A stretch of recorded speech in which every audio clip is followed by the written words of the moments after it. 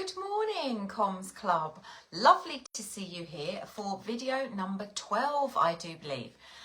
So for the new members of the Comms Club, these videos are happening every weekday in March to rejuvenate the way in which you communicate. We are entering the spring of 2023, so now it's time to declutter our communication toolkit of all the things, the techniques, the nasty little habits that we've gotten into that we would like to get rid of, and to remind ourselves of some truly golden little nuggets of communication that change not only how you communicate, but how you feel about how you communicate. Because actually, inherently, that's what all of these tips, tricks, techniques, skills do. They change what you say, mainly because they change how you feel about what you say. And with renewed social confidence, conversational self-esteem, comes a clarity in your speech and a confidence and a commitment and a conviction to what it is that you're saying. And that is often where the marginal gains come from. So today, building on yesterday's video, which was all about the audience filters. That's what I was banging on about yesterday. The filters that people apply to what they hear you say.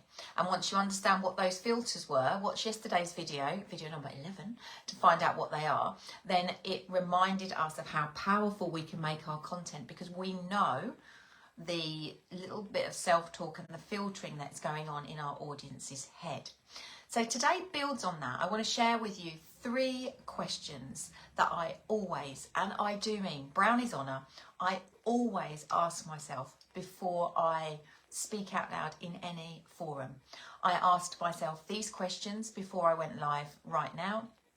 I ask myself these questions before I prepare any content for a one-to-one client, before I present to a group.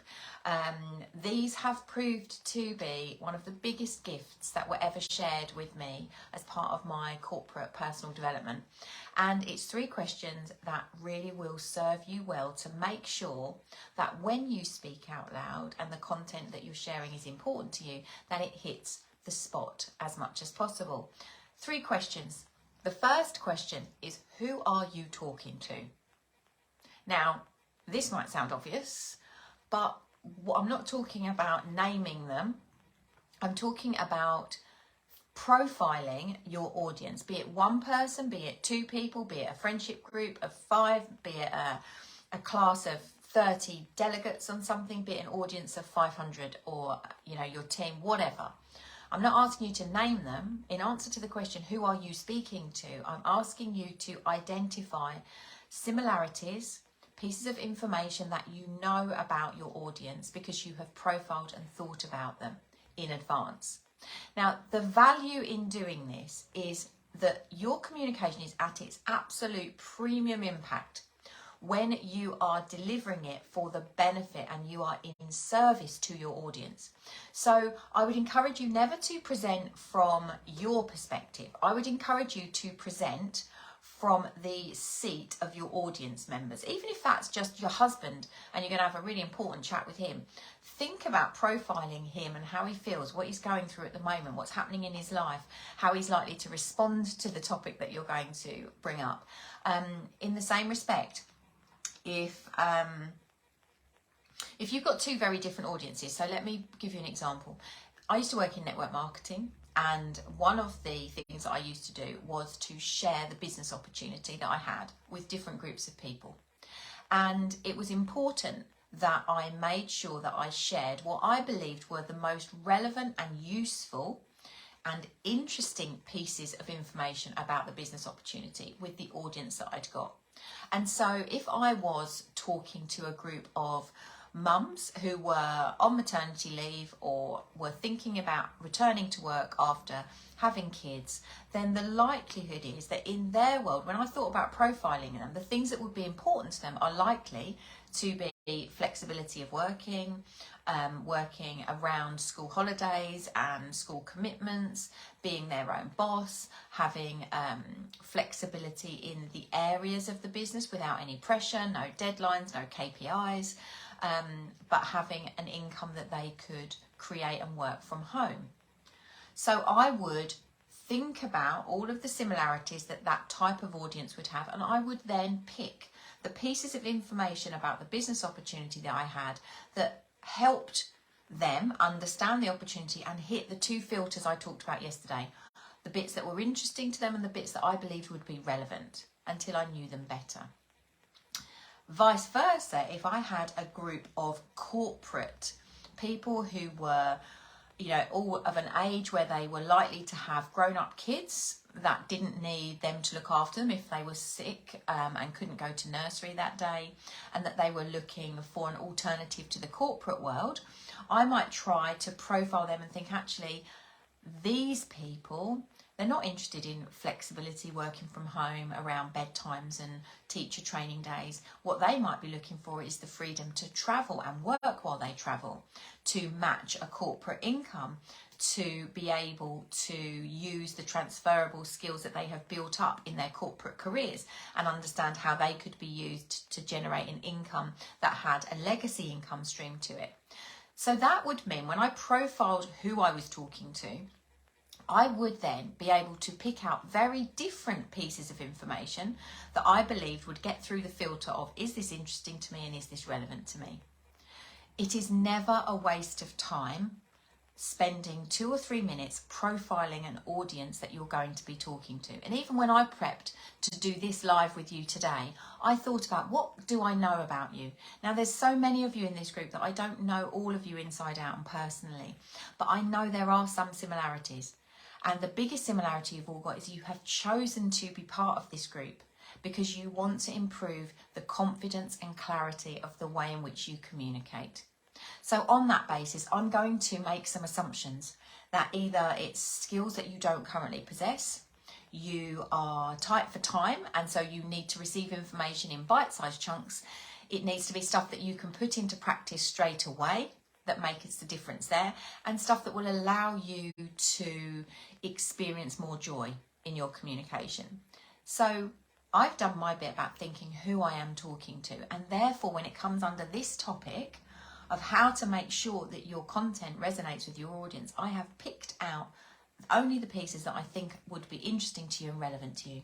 I won't get it right for all of you, but I would be lying if I thought I could engage all of you in any piece of content that I create. So I'm just seeking to help the small number of you that this is an issue or an opportunity that you're going through now. Second question that comes after who are you talking to? What do you actually want your audience to know? This could be the audience is just still, could be one person, could be 2 people, could be a friendship group, a small class of people, it could be a massive arena of people. What do you want people to know? But if you don't think about the key messages that you want to get across, the chances are you're going to ramble, you're going to be unstructured in your content delivery, and you're going to risk going off down tangent boulevard, down some unrelated rabbit hole, and you'll find yourself talking about something totally unrelated, and you'll struggle internally to work out how to get yourself back on track with the topic that you started talking about. That inability to stay on track or get back on track, that breeds negative self-talk, and that's when we start to sabotage our own success. So thinking about what is it you actually want to say to people, and I would encourage my clients to think about 3 things. People rarely remember more than 3 things when you share content with them. So in this video, I'm sharing 3 questions with you. It's not an accident. It's because if I shared 7 top tips with you, the chances are you don't even remember 3. So what are the 3 things that you want someone to be able to remember? And if you deliver those 3 things and you repeat your content in the same way or different ways without boring people to death, then the chances are that those 3 messages will be memorable by the end of your slot, your performance, your speech, your conversation.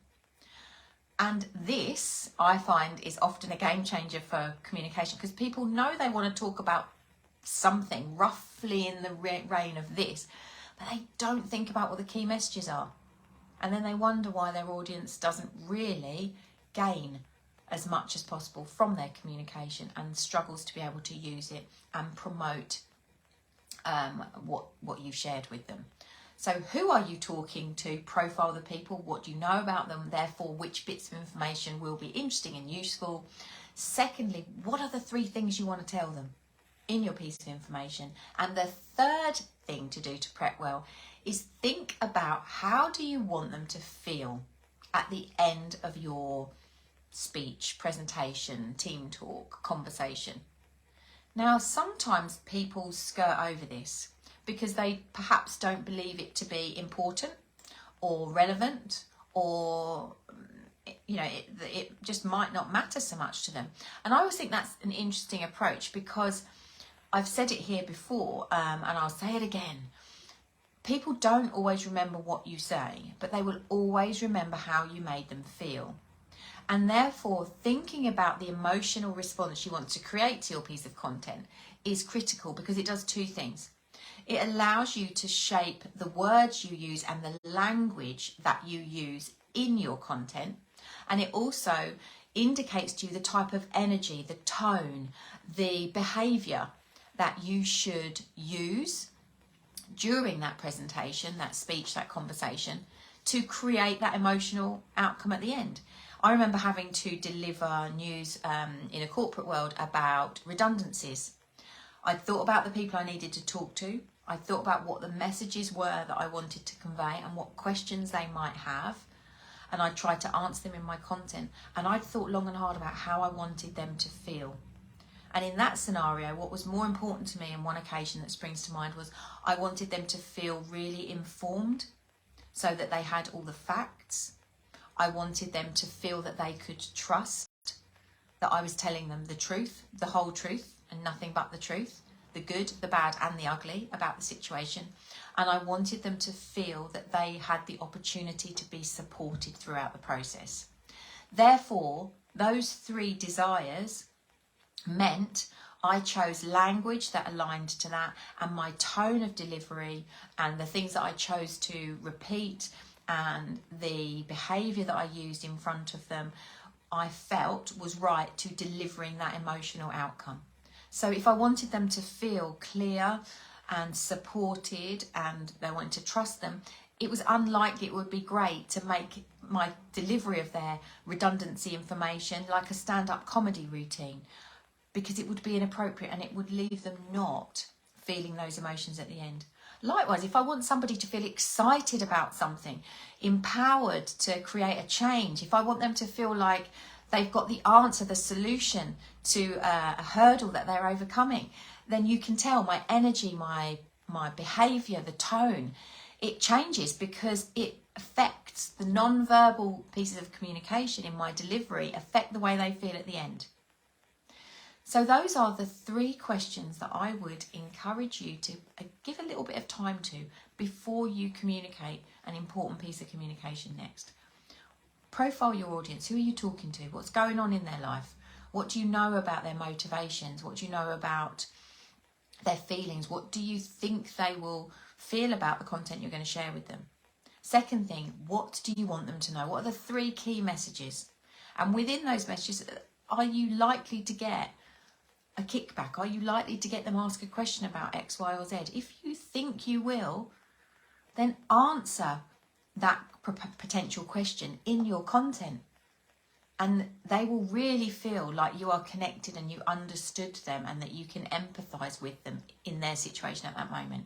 And then the third question to ask yourself is, how do you want them to feel? Get the answers to those questions before you open your mouth. Use those 3 questions to engage your brain, and I can almost guarantee, if you do it wholeheartedly, it takes minutes. Then your content has the potential to reach your audience with more impact and more power than it ever would if you didn't use that technique. That's my gift to you for a Thursday morning. I'd love to know your thoughts. Post below, and I will see you back here for video number 13, believe it or not. See you tomorrow. Bye.